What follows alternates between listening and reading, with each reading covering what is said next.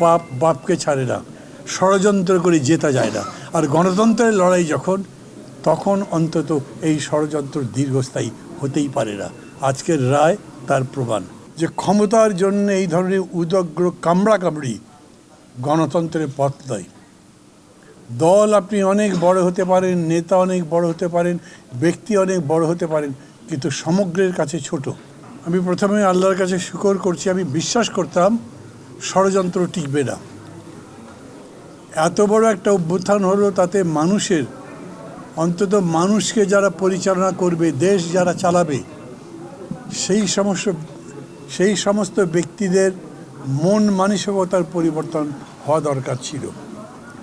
এমনিতে পত্রপত্রিকায় দেখছি যে দল একজনকে মনোনয়ন দিচ্ছে, তার বিরুদ্ধে আরেকজন দাঁড়িয়ে যাচ্ছে এবং নিজেকে জাহির করবার জন্যে, প্রতিষ্ঠিত করবার জন্যে লড়াইও করছে প্রচণ্ড। এরকম হয়েছে অতীতেও, ইতিহাসে আছে। কিন্তু রক্ত দিয়ে, জীবন দিয়ে, বছরের পর বছর ধরে সংগ্রাম করে আমরা যে অধিকারের জন্যে বললাম, যা প্রতিষ্ঠার জন্য এত বড় ত্যাগ স্বীকার করলাম, তার উপর দাঁড়িয়ে আবার তাকেই ব্যঙ্গ করছি, এই ধরনের ঘটনায় দুঃখ প্রকাশ করার বিকল্প কিছু নেই। আজকে যে কারণে আমাকে এখানে আসতে হয়েছে, আমার দুজন আইনজীবী, সবাই আপনারা চেনেন তাদেরকে, তারা এসছেন। এটা খুবই একটা সিম্পল ব্যাপার ছিল।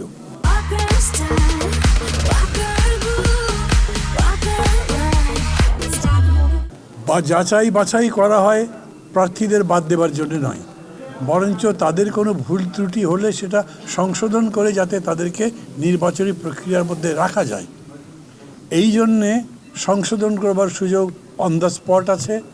এমনকি সময় দেওয়া যায়, এমনকি এপিডেপিট, যেটা হলফনামা বা শপথ করে বলেন, সেটাতেও যদি কোনো ভুল থাকে সেটাতে আবার আপনার সাপ্লিমেন্টারি এফিডেভিট দেওয়ার সুযোগ আছে।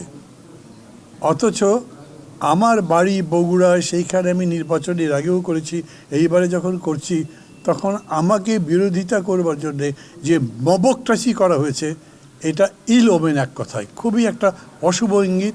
যার কারণে আমি মনে করি জেলা প্রশাসক নিজে বিচলিত হয়ে সামাল দেবার জন্য মনে করেছেন একটা খারাপ পরিস্থিতি হবার চাইতে বিষয়টা নির্বাচন কমিশনে যাওয়াই ভালো, না হলে এটা বাতিল করবার কোনো কারণ ছিল না।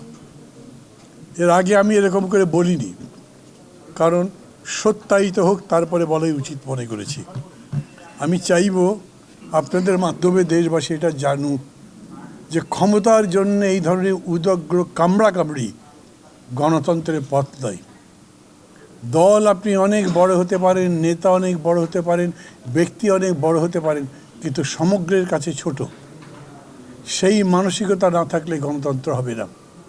আজকের দিনে আমি আমার দুই আইনজীবীকে যেরকম আমার কৃতজ্ঞতা জানাচ্ছি, সাথে সাথে আমার সংগঠনের নেতাকর্মী যারা আছেন তাদেরকে কৃতজ্ঞতা জানাচ্ছি।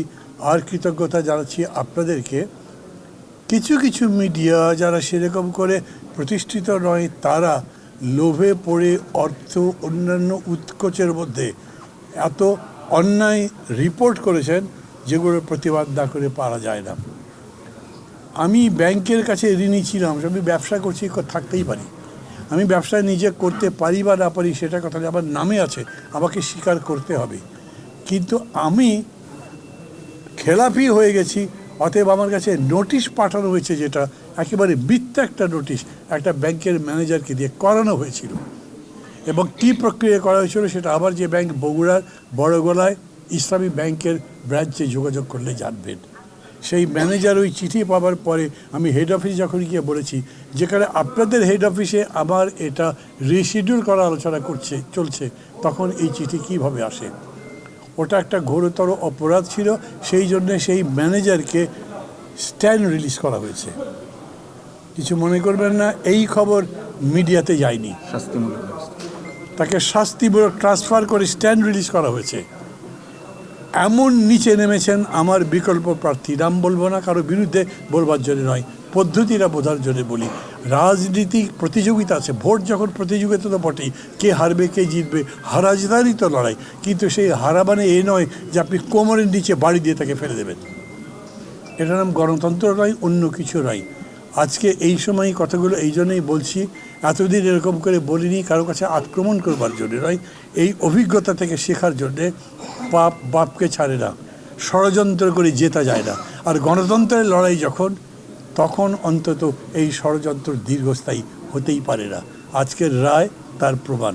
আমি মনে করি নির্বাচন কমিশন বিজ্ঞতার পরিচয় দিয়েছেন।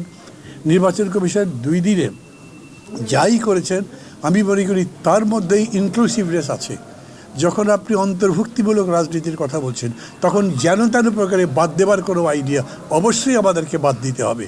যারা মনে করছেন প্রতিপক্ষকে বাদ দেবার মধ্যে দিয়েই আমরা কেবল বিজয় অর্জন করতে পারি, তারা গণতন্ত্রের পথ রুদ্ধ করবার চেষ্টা করছেন। সবাই শিখুন, আজকে সবাই শিখুন আরও বেশি করে ভবিষ্যৎটা গড়বার জন্যে।